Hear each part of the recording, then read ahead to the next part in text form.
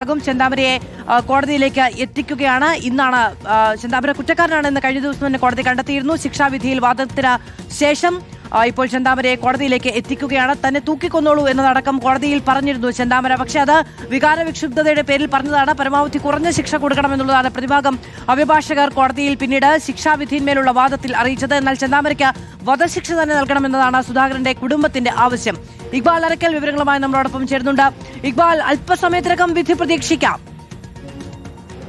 തീർച്ചയായും ഈ പോത്തുണ്ടി ഇരട്ട കൊലപാതക കേസിൽ അല്പസമയത്തിനകം തന്നെ പാലക്കാട് അഡീഷണൽ ജില്ലാ സെഷൻസ് കോടതി പ്രതിക്കുള്ള ശിക്ഷാ വിധി പ്രഖ്യാപിക്കും. നേരത്തെ ഈ കേസിൽ ഏക പ്രതിയായിട്ടുള്ള ചെന്താമര ഈ കേസിൽ കുറ്റക്കാരനാണ് എന്നുള്ളത് കോടതി കണ്ടെത്തിയിരുന്നു. ഈ സുധാകരനെയും അമ്മ ലക്ഷ്മിയെയും തടഞ്ഞു നിർത്തുകയും പിന്നാലെ കൊലപ്പെടുത്തുകയും ചെയ്തിട്ടുള്ള കുറ്റങ്ങൾ പ്രതി ചെയ്തു എന്നുള്ളതായിരുന്നു കോടതി കണ്ടെത്തിയിരുന്നത്. ശാസ്ത്രീയ തെളിവുകളും സാഹചര്യ തെളിവുകളുടെയും അടിസ്ഥാനത്തിലായിരുന്നു കൃത്യമായിട്ടുള്ളൊരു കണ്ടെത്തലേക്ക് ഈ കോടതി കടക്കുകയും ചെയ്തിട്ടുള്ളത്. അതിനുശേഷം പിന്നാലെ ഈ വിധി പ്രഖ്യാപിക്കുന്നതിന് മുമ്പായി പ്രതിയുടെ മറ്റ് നടപടികളെല്ലാം സ്വീകരിക്കുന്നതിന് ഭാഗമായി മിറ്റിഗേഷൻ റിപ്പോർട്ട് ഉൾപ്പെടെ കോടതി ആവശ്യപ്പെടുകയും ചെയ്തിരുന്നു.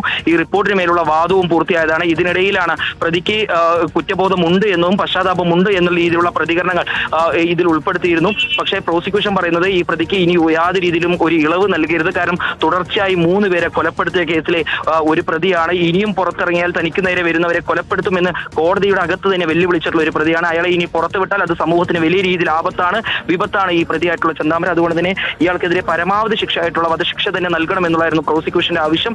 ഏതായാലും അല്പസമയത്തിനകം തന്നെ ഈ പോത്തുണ്ടി ഇരട്ട കൊലപാതക കേസിൽ എന്താണ് പ്രതിയായിട്ടുള്ള ചെന്താമരയ്ക്ക് ലഭിക്കാൻ വേണ്ടി പോകുന്ന ശിക്ഷ ശരി, 11 മണിക്ക് കോടതി ചേരുമ്പോൾ അല്പസമയത്തിനകം തന്നെ വിധി പ്രഖ്യാപനം ഉണ്ടാകും.